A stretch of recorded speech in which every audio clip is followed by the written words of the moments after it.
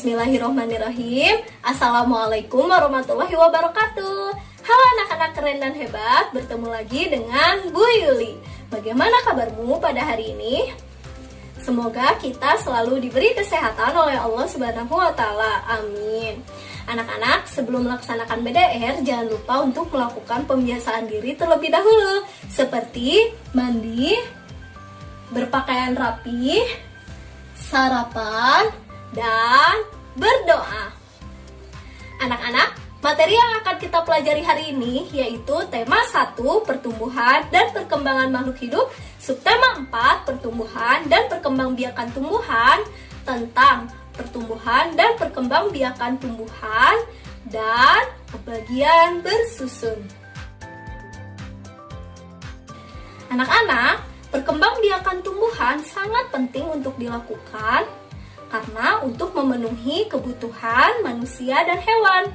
Nah, anak-anak, tumbuhan atau tanaman sama dengan makhluk hidup lainnya. Tumbuhan atau tanaman itu pasti mengalami proses perkembangbiakan dan pertumbuhan. Tanaman atau tumbuhan pun memiliki daur hidup dan cara berkembang biak yang berbeda. Ada tanaman yang mengalami proses perkembangbiakan secara alami, dan ada juga tanaman yang mengalami proses perkembangbiakan buatan yang dibantu oleh manusia. Anak-anak, apa sih perkembangbiakan alami pada tumbuhan itu? Perkembangbiakan alami pada tumbuhan adalah proses perkembangbiakan yang dilakukan dengan menggunakan bagian tumbuhan itu sendiri. Contohnya, yaitu dengan biji, tunas, umbi, dan spora. Sedangkan proses perkembangbiakan buatan pada tumbuhan adalah proses perkembangbiakan tumbuhan dengan bantuan manusia. Contohnya yaitu dengan stek, mencangkok, dan menempel. Nah, anak-anak, selanjutnya kita akan belajar mengenai pembagian bersusun. Pada kelas 2, pasti anak-anak sudah belajar mengenai pembagian. Apakah anak-anak masih ingat apa itu pembagian? Pembagian, sederhananya, itu adalah kebalikan dari perkalian.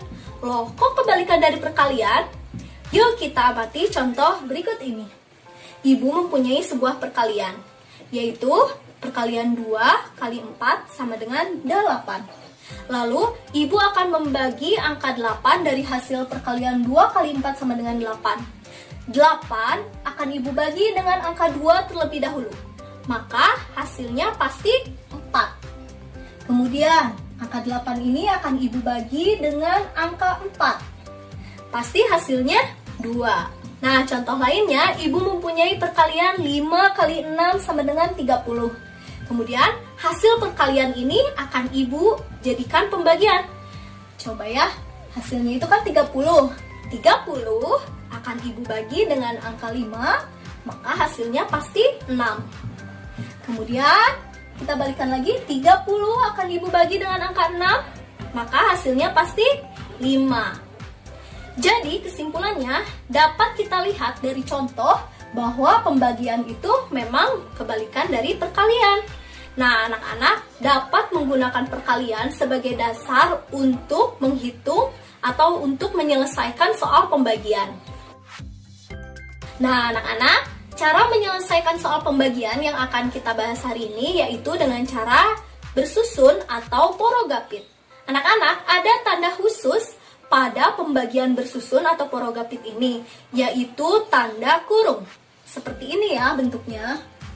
Agar anak-anak lebih memahami cara menyelesaikan pembagian dengan cara porogapit, yuk kita amati contoh soal berikut ini. Di sini ibu mempunyai bilangan yang akan dibagi, yaitu bilangan 68 dibagi 2 sama dengan titik, titik, titik. Perlu anak-anak ketahui bahwa 68 ini adalah bilangan yang akan dibagi. Kemudian ada titik 2, itu tanda untuk pembagian. Kemudian ada angka 2. Nah, angka atau bilangan 2 ini disebut bilangan pembagi. Kemudian titik, titik, titik itu nantinya akan menjadi hasil bagi. Berikut ini langkah-langkahnya. Yang pertama, buatlah tanda kurung. Kemudian yang kedua, isilah bagian dalam tanda kurung tersebut dengan bilangan yang akan dibagi. Nah, pada soal ini bilangan yang akan dibaginya itu adalah 68. Maka bilangan 68 kita isi di bagian dalam tanda kurungnya, 68. Kemudian bagi yang miring ini merupakan tanda bagi. Setelah itu kita tuliskan pembaginya. Pembaginya itu yaitu angka 2, kita tuliskan di bagian sini, bagian luar 2. Nah, kemudian titik-titiknya itu nanti ada di atas tanda kurung. Itu nanti di atas tanda kurung itu akan memperlihatkan hasil jawaban dari pembagiannya. Nah, langkah selanjutnya yaitu kita mulai membagi. Mulai membaginya kita mulai dari angka yang memiliki nilai tempat terbesar. Pada bilangan ini nilai tempat terbesarnya itu adalah angka puluhan. Nah, puluhan ini ditandai dengan angka 6. Maka kita hitung dulu angka 6. 6 dibagi 2, hasilnya berapa ya? Karena ini pembaginya adalah angka 2, maka kita akan melihat tabel perkalian 2. Kita lihat tabel perkalian 2 berikut ini. Coba anak-anak lihat. 2 kali berapa yang hasilnya 6? Ada? Ya, benar. 2 kali 3 sama dengan hasilnya 6. Maka 6 dibagi 2 sama dengan berapa hasilnya? 3. Nah, angka 3 ini kita tuliskan di atas tanda kurung atau di bagian hasil bagi. Kita tuliskan 3. Kemudian 3 kita kalikan 2, hasilnya 6. 6 ini kita tuliskan di bawah angka puluhan yang tadi kita bagi. Kita tuliskan 6. Lalu kita kurangi. 6 kurangi 6 hasilnya 0. 0 kita tulis di bawah 0. Nah, selanjutnya angka 8 kita turunkan ke bawah. Nah, 8. Apakah selesai sampai di sini? Oh, belum ya. Angka 8 ini kita bagi kembali. Kita ulangi cara yang pertama tadi. 8 dibagi 2, kita lihat lagi ke tabel perkalian 2. Coba anak-anak lihat, amati 2 kali berapa yang hasilnya 8. Ya benar, 2 kali 4 sama dengan 8. Angka 4 ini kita tuliskan di atas tanda kurung. Di sebelah angka berapa tadi? Angka 3. Kita tuliskan 4. Kemudian kita kalikan 4 kali 2 hasilnya 8. 8 kita tuliskan di bawah. Kemudian kita kurangi. 8 kurangi 8 hasilnya 0. 0 kurangi 0, 0.